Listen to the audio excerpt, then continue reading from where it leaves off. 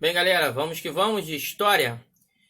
O capítulo de hoje, oitavo ano, é falar sobre indígenas e africanos na América Independente. E aí a gente vai falar um pouco da América, né, Estados Unidos, e a gente vai falar da América Espanhola, que se fragmentou em várias nações. Bem, primeira característica dessa história, principalmente na América Latina, né, que recebe esse nome de Latina, é derivado desse nome por causa da língua, né, da língua mãe, que o caso do Brasil, o português, e o caso dos nossos vizinhos, o espanhol, do México para baixo, boa parte, tirando algumas ilhas, alguns pequenos territórios, né, como a Guiana Francesa, Suriname, né, a grande maioria, né, na verdade fala espanhol. E com isso, latinos, né, que o espanhol e o português derivado do latim, América Latina. E aí a gente pensando que o grande legado das independências foram independências em que a elite, né, dos crioulos controlou todo o sistema econômico e administrativo e político dessas novas nações que surgiram, e o espaço para boa parte dos indígenas e africanos que vieram para a América era um espaço de miséria, pobreza, né, de distância das oportunidades, sofrendo muito do racismo, de condições precárias de sobrevivência, de questão de saúde, educação, habitação, sempre nas piores localidades era o que sobrava para esses indígenas e esses africanos. Nunca houve, de fato, em nenhum desses países, né, uma condição, uma preocupação em trazer esses povos, né, principalmente os nativos, como aqueles que vieram trazidos da força, né, como se houvesse uma preocupação em criar uma condição de adaptar para eles. A partir do século XX, que a gente vai ver a mudança de alguns países, assim mesmo, de forma muito lenta. Então vamos lá. Primeiro, a característica da América Espanhola, e isso aqui também é a primeira parte, a América estadunidense, que é o extermínio dos grupos indígenas. Né? Os Estados Unidos exterminou quase todos os grupos dos seus índios, que eram várias tribos, várias etnias diferentes, né? Apache, Sioux, os Dakotas. E sobre os Dakotas tem um fato muito interessante, é o Monte Rushmore, que é aquele monte famoso pelas 4 cabeças de políticos dos Estados Unidos, né? Tem a cabeça de George Washington, Thomas Jefferson, o cara que fez a Declaração da Independência, o Abraham Lincoln e um dos Roosevelt, né? Essas 4 cabeças aí. E toda a história por trás, até já teve uma manifestação do século XX em cima dessa montanha, porque essa montanha, segundo alguns pesquisadores, era sagrada para os grupos indígenas que moravam ali, principalmente os Dakotas da região. E alguns dizem que foi de forma proposital, outros falam que a preocupação do cara que fez a grande ideia da obra foi questão do material, da posição perante o sol, mas em cima dessa característica, há sempre a ideia da própria chegada dos ingleses que vão formar os Estados Unidos, daquela declaração chamada até de Destino Manifesto, em que eles diziam que eles vieram ali, né, para ser cabeça das nações, que eles eram uma nação eleita por Deus, e aí a exterminação que vai ser feita dos indígenas, e aí fica parecendo muito uma provocação, colocar a cabeça dos grandes líderes desse europeu branco que chega e toma essa região, e transforma as 13 colônias britânicas em Estados Unidos da América, agora mostrando para o indígena que não há espaço para ele naquele local, né? Ali pertence ao poder branco. E o responsável pela obra, ele tinha muita ligação com um grupo que hoje é proibido nos Estados Unidos, chamado Ku Klux Klan, que fala da supremacia branca.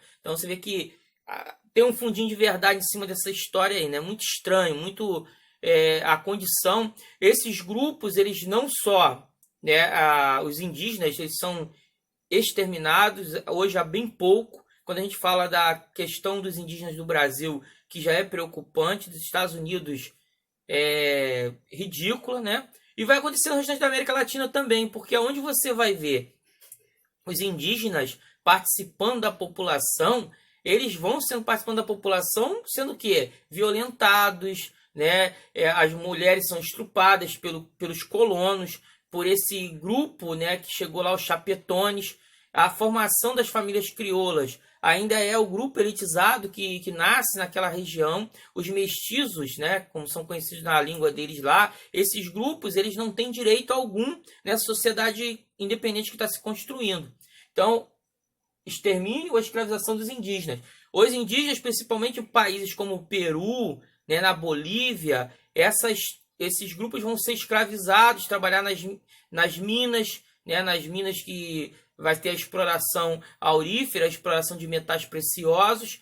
E onde a gente vai ver o africano na América Espanhola vai ser principalmente onde você há as grandes plantações de café e de cana-de-açúcar. Aí você vê, por exemplo, em Cuba, Colômbia, Equador, Venezuela, que são países que viviam muito desse plantio, né? Por causa desses africanos já terem uma agricultura desenvolvida no seu continente, eles são trazidos como escravos para trabalhar nessa lavoura, né, daqui da América. E já terem a técnica de trabalhar da produção do açúcar, como também da própria colheita do café. Bem, segundo aqui a gente está falando das resistências indígenas. Vai existir resistências indígenas? Vai sim. Tem as primeiras resistências, né? A gente já estudou aquelas questões principalmente dos Incas, né? Dos Tupac, que vai tentar um enfrentamento, mas vai ser exterminado pelo poder desse colono, desse conquistador que chega com a pólvora, com as doenças, com várias coisas que vão afligir esse indígena, e aí vai ter a vitória do europeu. Sempre lembrando, gente, que a América Latina, a América Espanhola principalmente, né, tirando o Brasil e a parte dos Estados Unidos, essa América, né, espanhola, existia já um histórico de dominação por grupos indígenas.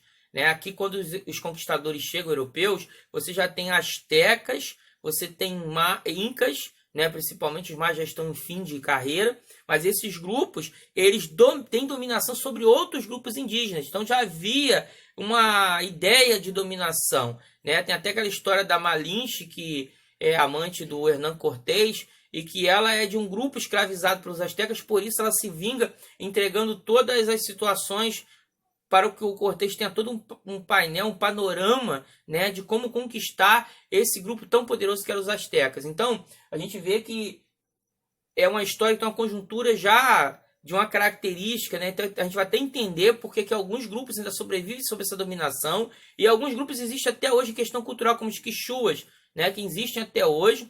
E a gente vê, por exemplo, o avanço no século XX para o século XXI, um presidente indígena, que é o Evo Morales da Bolívia. Isso foi um fato inédito, porque nunca tinha acontecido na história, com raízes mesmo indígenas, por mais que a gente fale que toda a população da América Latina tem, né, uma parte indígena, mas ele tem uma ligação direta mesmo com o povo indígena.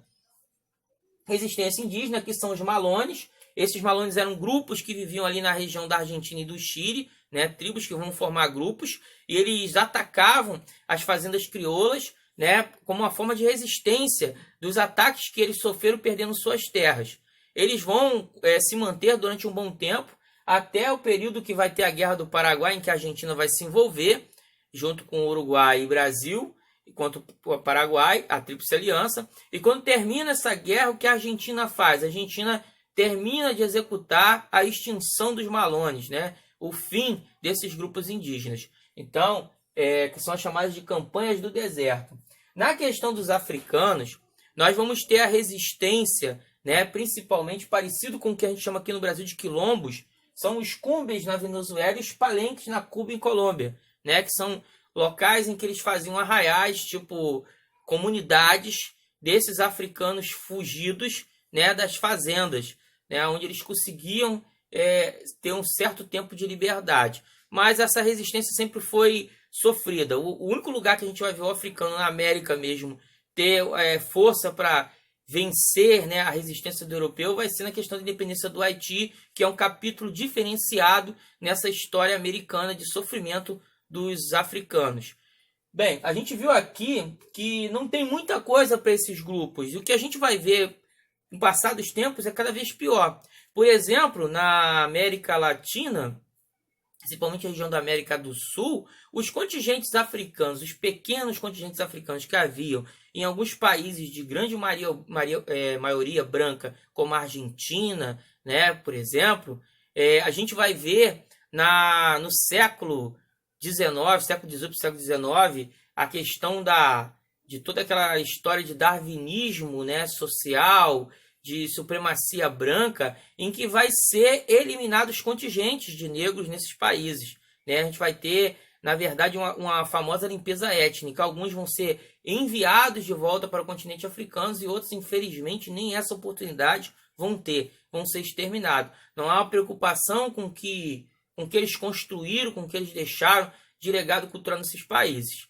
E até hoje, né, gente, a gente vê que no momento que a gente está vendo atualmente, né, é uma questão racial, né, sendo discutida a caráter internacional. Os dois assuntos desse momento no mundo é a pandemia do coronavírus e o racismo, que parece ser uma doença também que não encontramos vacina, não encontramos cura. Né? Infelizmente, ainda há grupos que resistem com essa idiotice, se acharem superiores e praticando o racismo.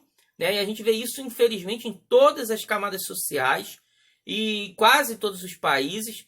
A gente vê muita questão do negro na América, né? Na América em si, Brasil, Estados Unidos e alguns países da América Latina. A gente vê a questão com o indígena no restante da América Latina e vê também a questão do negro em países europeus em que há muita imigração, como a França, Reino Unido, né? E até o racismo étnico de grupos, tá? Que a gente muitas vezes passa batido no Afeganistão e outros países em que há grupos que submetem outros grupos étnicos a serem maltratados, a ter os piores empregos, a ter as piores condições de vida. Então, isso é o que, infelizmente, nós estamos no século XXI, e o que nós vemos até hoje na América Latina, como nos Estados Unidos, os indígenas não terem, né, direito a nada, os africanos negros, né, que seriam os descendentes desses africanos que chegaram à América, enfrentarem leis cruéis, dificuldades sociais e ainda a prática do racismo, que em alguns lugares é velado, outros é escancarado. Né? Vamos nem falar de Brasil, que isso é um capítulo mais à frente, que a gente vai falar de forma mais destrinchada. Próprios Estados Unidos, a questão do negro a gente vai falar mais à frente, né? Com a expansão dos Estados Unidos, a gente vai falar dos capítulos cruéis da luta da cidadania do negro nos Estados Unidos. Então é uma luta que foi incessante e contínua. Bem, por aí a gente vai ficar falando de América, né? Porque esse capítulo a gente fecha. A gente viu que a independência, cidadania só para os descendentes dos europeus, os brancos, né? Ou, por casos raros, algum mestiço que fosse reconhecido, né, por esse branco europeu. Esses crioulos, né, ou esses novos puritanos que surgiram na Nova Inglaterra, todos eles eram americanos, mas filhos de europeus. Então não há nada aqui dado para o negro, nem para esse indígena que é nascido da terra. Beleza? Fiquem com Deus, até a próxima.